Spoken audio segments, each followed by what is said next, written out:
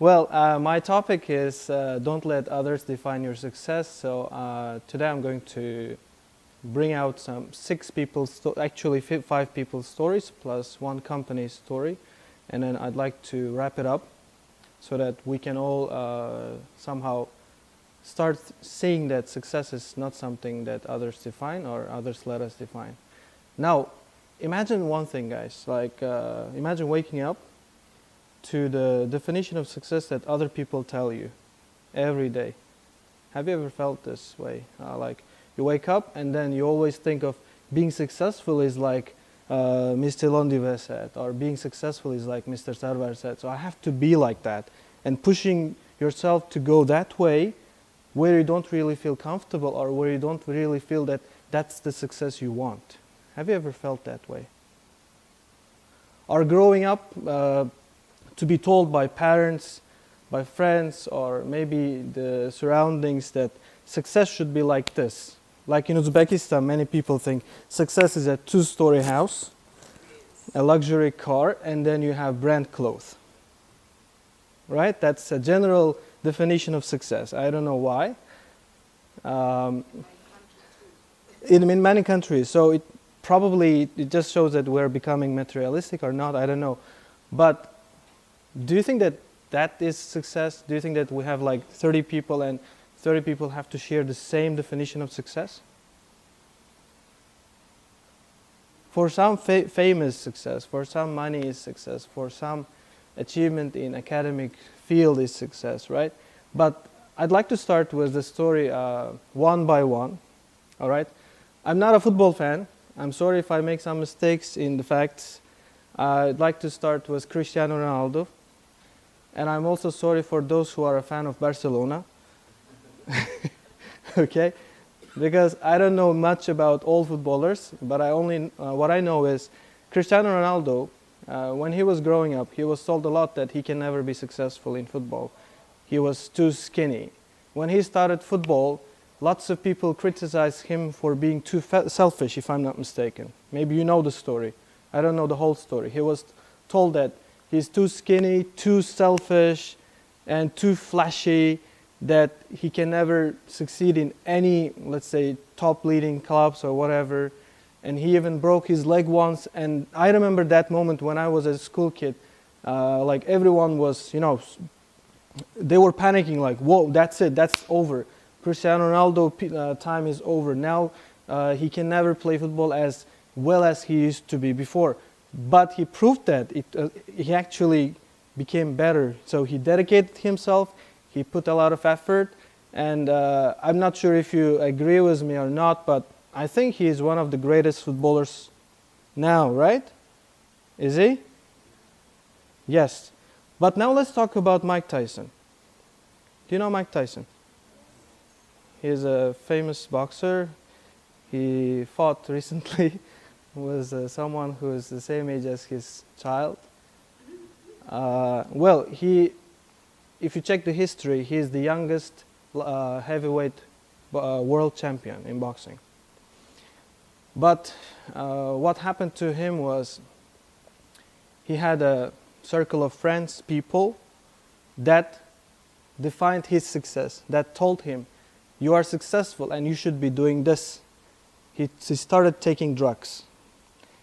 They said, you are successful, you should have a luxury house. He started buying, $1 million, I don't know, maybe 10, maybe $20 million houses. His friend said, you are successful people should be doing this. And he started drinking, he started going to clubs, and he ended up being broke. So the lesson we can take from, for example, Cristiano Ronaldo is, whatever people say, whatever critics say, dedication matters, effort matters. The lesson we can take from Mike Tyson is that your friends shouldn't define your success. Your friends shouldn't tell you, you should be successful by doing this, you should be successful by doing this, right? Let's go to Muhammad Ali now. Do you know his real name? Cassius Clay. It was his real name, and he changed his name. And what he did was, well, let me start with his school time when his teachers didn't believe him and they said that he can never be successful in boxing, where he participated in the Olympics, Olympic gold medal, right? And then brought this to school and showed to his teacher, look at this, this is my gold medal. And he threw the gold medal away to the lake, if I'm not mistaken. He doesn't have the medal now. He is dead now, I know. Then, before he was successful, before he became a world champion, he said, I'm the greatest. He set values to himself, like, I should be the greatest, and he pronounced himself, he told everyone that he's the greatest of boxing, like greatest of all in boxing. And it was not only his words, he worked hard for it. Lots of people didn't like this. Lots of people criticized him. He was even banned from boxing once. But he kept going and going and going, and he proved people wrong. So the lesson we can learn from Muhammad Ali is, like, when you set your own values, you should be proud to say that. And then you should follow that. Like, you say, I will be, for example, if we have someone who wants to take IELTS or whatever, or like if maybe you want to take IELTS 9, and you should say, I'll be one of the people from Horizon to take 9, or I'll be one of them, maybe I'll be the first of them, because we don't have yet, right? We don't have one yet. We have lots of people thriving to get 9. I love that energy, I love the atmosphere, lots of people trying, apart from me. So, but you see, what I learned from that is, we should say something we believe in, and we should stick to it, no matter what other people say. Now let's go back, turn to the next person. That's an actress, Lindsay Lohan. She was so famous. Maybe you don't know her. Who knows Lindsay Lohan?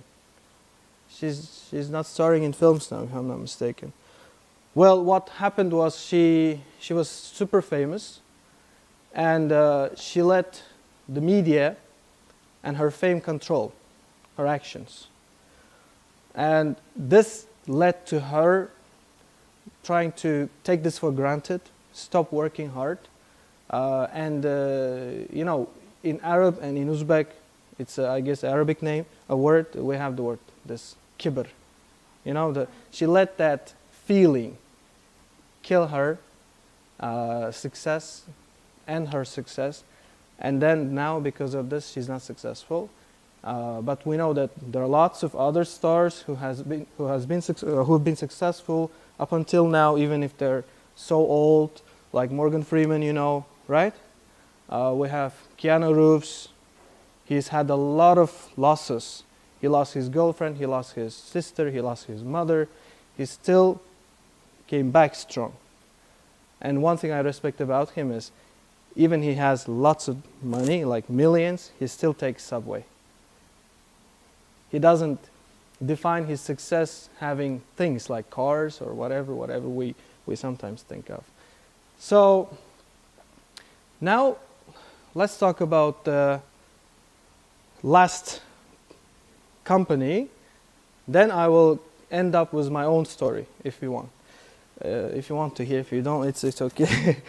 Well, the company called Nokia, you know, was top leading phone companies.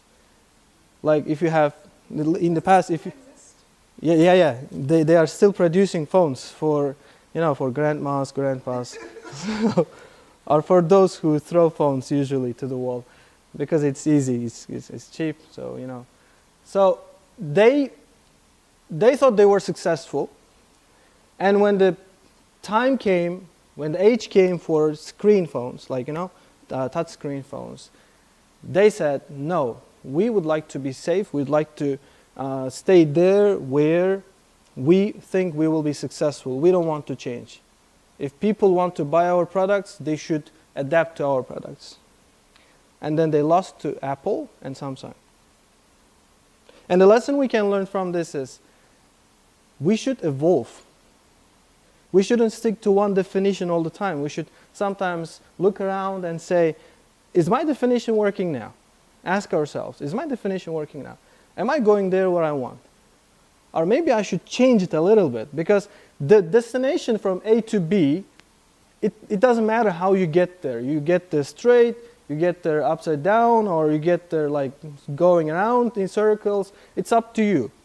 The end goal is B. That's it. Am I right?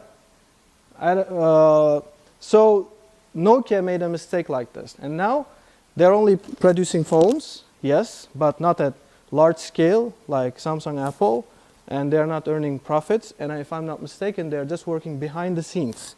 They're working other companies just to produce some features or some parts of the phone. That's not how they used to work before. So, if you let me now, I will start talking about myself. I think I forgot to introduce myself, right? Well, my full name is Sattorbek Yuldashev. I'm the principal of this school, Presidential School, one and only governmental international accredited school in Khwarezm. I also have a language center where I tutor IELTS, and my personal score is 8.5, and I haven't taken IELTS since 2023. I'm coming up with excuses that I don't have time, blah blah blah. So, but my aim is to get 9 as well, like other tutors, and I wish them luck, also myself. So let me start with my story. When I was a kid, I still remember my mom took me to a doctor because I wasn't behaving normal, you know. I wasn't like other normal kids. So she took me to a doctor, and what doctor said was I was not mentally okay. I was not mentally okay. I was mentally ill, and the doctor said he will never be successful, let alone live a normal life like other people. And then, well, probably my mom said this to some other people who she believed, but then this information kind of spread to other people, and I kind of got bullied a lot by people, by my friends, even by my brother, that I was mentally ill. In Khwarezm we have this word, angyok, right? They used to call me these names, right? And actually I didn't believe that I was like that. I wanted to believe that I was the best. I would try my best to prove everyone wrong. And well, I don't know if you've called it successful, but even after being bullied a lot of times, even after being called names, certain names, even after being called childish, I started my own school. I have my own school as well. I got accepted to this place as a teacher, then promoted to be VP, vice principal, you call this out, and now I'm the principal here. Now I'm the head of the principal's committee in Khwarezm, where I get to interview all the directors of the schools.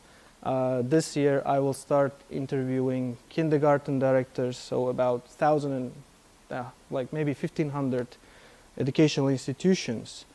And I'm in the head of testing teachers. I'm in head of what else? I don't know. I'm head of many things where pre-education, pre-public and public education is involved. I'm there now in Khwarezm, and I think I've proved everyone wrong, thinking that I was mentally ill. I cannot succeed at all, let alone live a normal life, just working, going back and forth from work.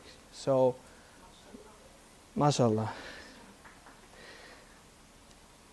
What I want to conclude with is success is not a set path. So it's not something that somebody draws for you. You draw your success path yourself. You follow this yourself. If you think you're not doing right, you are the one to change it. Well, I'm not saying don't listen to your parents. I'm not saying don't listen to your friends, be egotistical or whatever.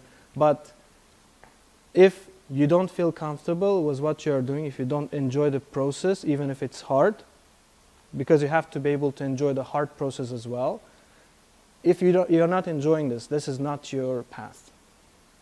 So please don't let others define your success. You define your own success. You set your own goal. You set your own path. You don't have to follow others. You have to learn from them, but use it as a sample to create your own.